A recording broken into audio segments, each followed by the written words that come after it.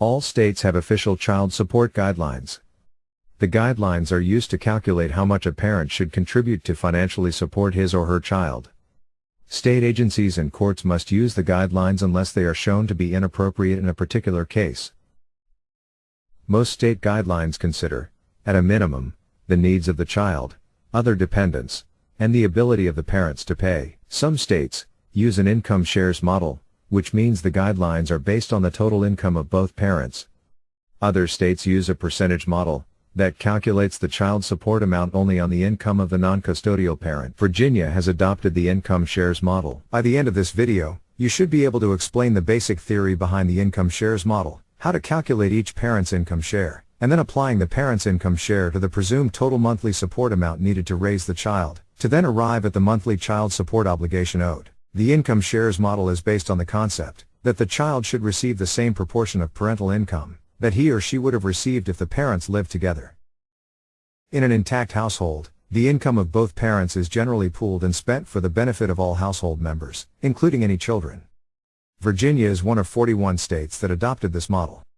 The income shares model assumes that, when the parents were together, the parents would pool their money in one bank account, and the household bills would be paid out of this bank account. In this example, if the parties were together, the combined gross income would consist of parent A's 1/3 contribution and parent B's 2/3 contribution. The children's expenses would be paid by the parents, in proportion to their contributions to the combined gross income. Parent A would be responsible for 1/3 of the children's costs, and parent B would be responsible for 2/3 of the children's costs. The income share model applies the same concept. If the parents were no longer residing together, parent A would still be responsible for 1/3 of the children's costs and parent B would still be responsible for 2/3 of the children's costs. To recap, applying the income shares model to this example due to the parties' breakup. Because parent A's contribution to the parties' combined gross income was 1/3 and parent B's contribution was 2/3, parent A is responsible for paying 1/3 of the children's expenses and parent B is responsible for paying 2/3 of the children's expenses.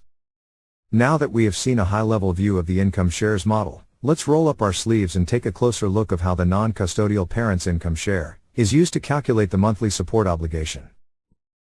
First things first, let's calculate the total monthly cost for the children's needs. Let's say here the total monthly cost is $550. The parents share this cost proportionally, based on the percentage of the parents' monetary contribution to their combined income. For example, if the combined monthly income is $3,000, with the non-custodial parent contributing $2,000, and the custodial parent contributing $1,000, and that the non-custodial parent's income is 66.66% of the combined gross income, the non-custodial parent is responsible for 66.66% of the $550 total monthly cost for the children, or $366.30. Let's make this crystal clear. The non-custodial parent's monthly child support obligation is $366.30. Now that we have seen that by multiplying the parent's income share percentages to the monthly child support cost, we are able to determine how much each parent's monthly obligation is.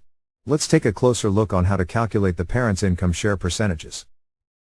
In this example, parent A makes $3,567 per month, and parent B makes $2,080 per month.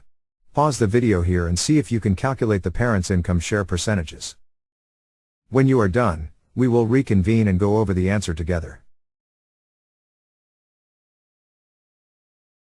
Welcome back. Parent A's income share is 63.17%. Calculating a parent's income share is a two-step process. First, calculate the parent's combined monthly gross income by adding together the parent's monthly gross income. In this example, add parent A's $3,567 gross income to parent B's $2,080 gross income to arrive at $5,647. This $5,647 is known in child support lingo as the parent's combined gross income. Next, divide $5,647, the parent's combined gross income, into $3,567, parent A's monthly gross income to arrive at 63.17% for parent A's income share. Here it is important to round to 2 decimal places. So how did you do? You now have a second chance with calculating Parent B's income share. Just like with calculating Parent A's income share, first calculate the parent's combined gross income by adding Parent A's $3,567 monthly gross income with Parent B's $2,080 monthly gross income, to arrive at $5,647 combined gross income. Next, divide Parent B's $2,080 monthly gross income by $5,647 combined gross income to arrive at Parent B's 36.83% income share. Again, remember to round 2 decimal places over. Great job! Now we are ready for the grand finale. Before you get started on calculating Parent B's monthly child support obligation, we need to dip our toes into how to determine the total monthly cost for the children.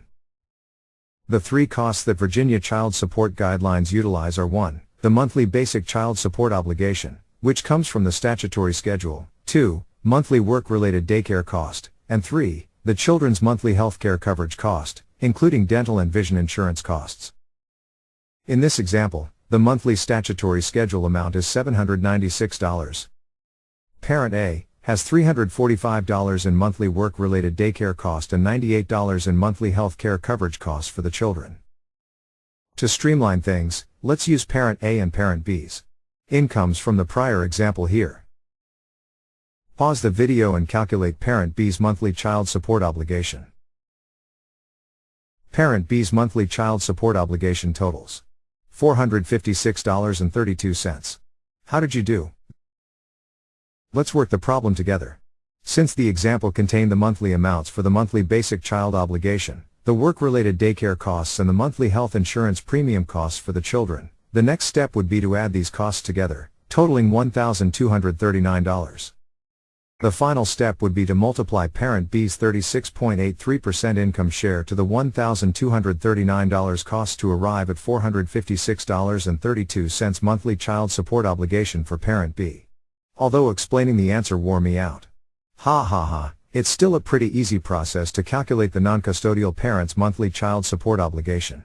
Just calculate the children's total monthly costs and then multiply the total monthly cost by the non-custodial parent's income share. Let's review. Under the income share model, the child should receive the same proportion of parental income that he or she would have received if the parents were living together. The basic premise is that the parents pool their money together to pay the family's bills, thereby each parent proportionally contributing to these bills payments based on their income shares. Calculating income share is a 2-step process. First, calculate the parent's monthly combined gross income, and then divide each parent's monthly gross income by the combined gross income to arrive at the parent's income share. To calculate how much a parent owes in monthly child support, multiply the monthly child's costs by that parent's income share. Thank you for watching this video on income share.